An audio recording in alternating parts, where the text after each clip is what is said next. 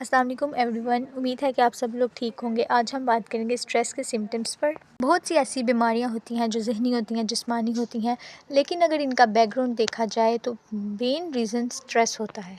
Stress को समझना ही सबसे इम्पॉर्टेंट काम है। स्ट्रेस एक हद तक ठीक होता है, लेकिन जब ये हद से बढ़ जाए तो ये आपकी सेहत के लिए नुकसानदा है। स्ट्रेस नॉर्मली हमारी लाइफ का हिस्सा है। इमोशंस की वजह से स्ट्रेस होता है, इसके बाद ब्रेकअप की वजह से भी स्ट्रेस हो सकता है, फाइनेंशियली कंडीशन की वजह से भी स्ट्रेस हो सकता है, दिल टूटने के बाद आपको स्ट्रेस हो सकता है, जब आप किसी काम को करना चाह रहे हों और वो काम ना हो पाए तब भी आपको स्ट्रेस हो सकता है, जब आप पर वर्कलोड बहुत ज़्यादा हो तब भी आपको स्ट्रेस हो सकता है। नॉर्मली ये स्टूडेंट्स में होता है जब उन पर वर्कलोड बहुत ज़्यादा हो या जब वो बहुत देर तक आराम ना कर पाएँ।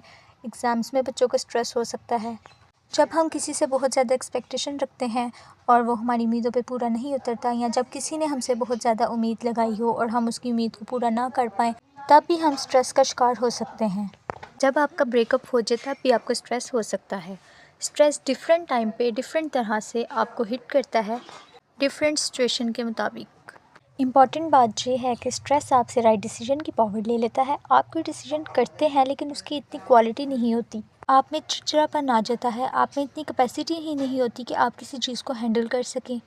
आप किसी भी चीज़ में बैलेंस नहीं रख पाते, आपको पता ही नहीं होता कि आपने क्या करना है और क्या नहीं।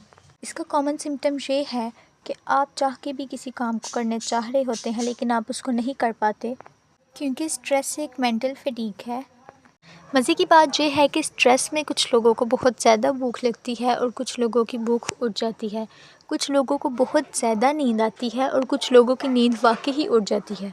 स्ट्रेस में हमारा मेटाबॉलिज़्म इतना तेज़ हो जाता है और कुछ लोगों को कॉन्स्टिपेशन हो जाती है। मूड स्विंग तो वैसे ही होता है, आप वाकई ही हर चीज़ से बेजार हो जाते हैं।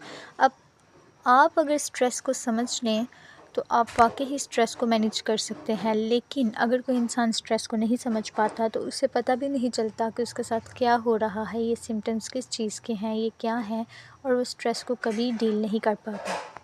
अगर आपने अभी तक मेरे चैनल को लाइक सब्सक्राइब नहीं किया तो जल्दी से बेल आइकन पर क्लिक करें। Thank you.